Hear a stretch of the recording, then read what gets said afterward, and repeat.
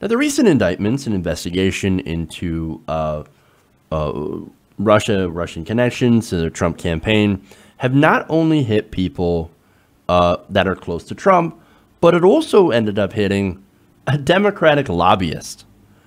Politico is reporting that Democratic power lobbyist, I don't know what that is, maybe he's just powerful at getting on his knees. I don't know.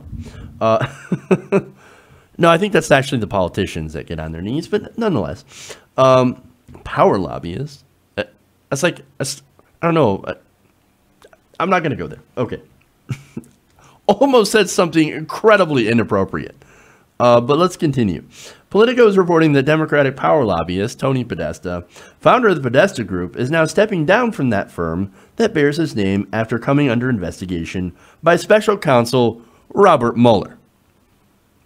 Now, you might know the name Podesta because of his brother, John Podesta.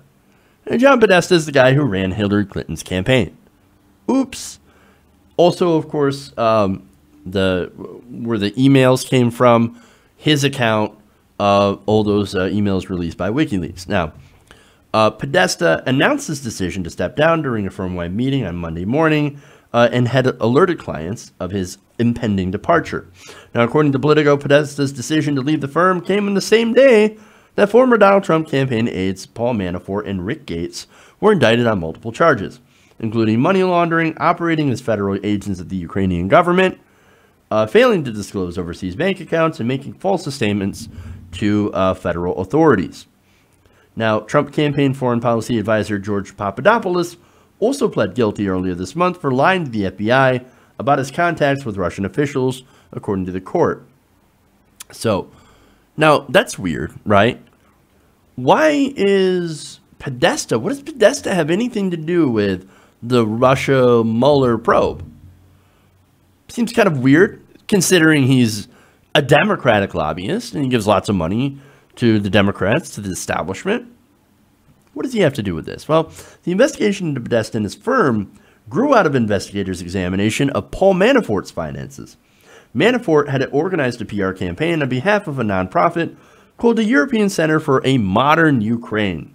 Podesta Group was one of the several firms that were paid to do work on the PR campaign to promote Ukraine to the U.S. The Podesta Group filed paperwork with the Justice Department in April, stating that, it had done work for the European Center for a Modern Ukraine that also benefited the same Ukrainian political party that Manafort had once advised. Podesta Group said at the time it believed its client was a European think tank untethered to a political party.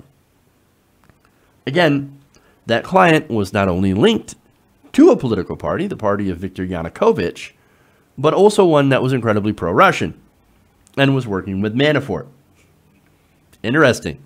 Now, of course, now that Podesta's leaving, the company obviously is having to change its name because it doesn't want to be the Podesta Group anymore.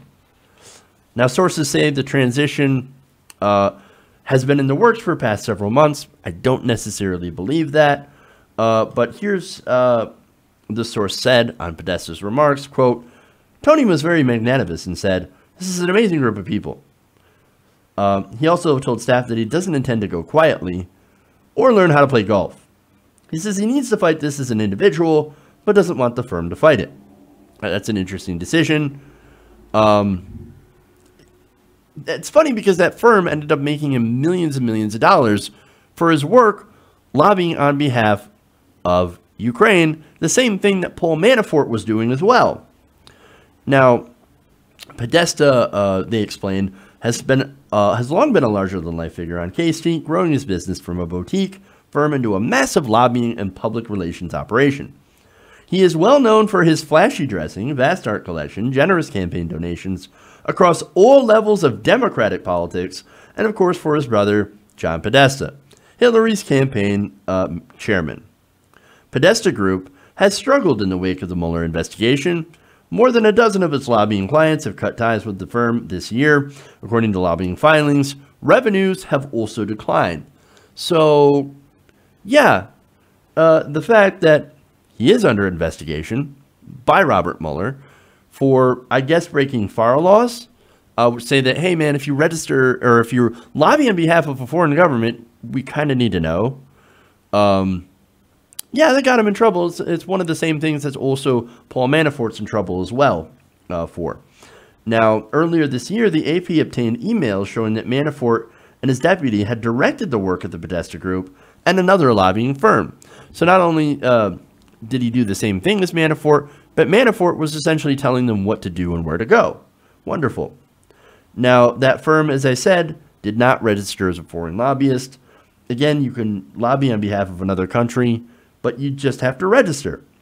Now, of course, the argument against that is, oh, the paperwork, it's onerous, it's annoying, it's really, really hard to do, so we're just not going to do it. Yeah, that's not how that works. You're supposed to do that. There's a point to it.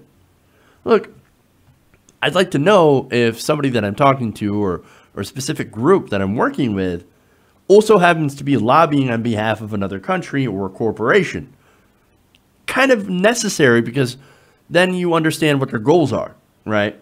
That's why these violations, this is why this is very important.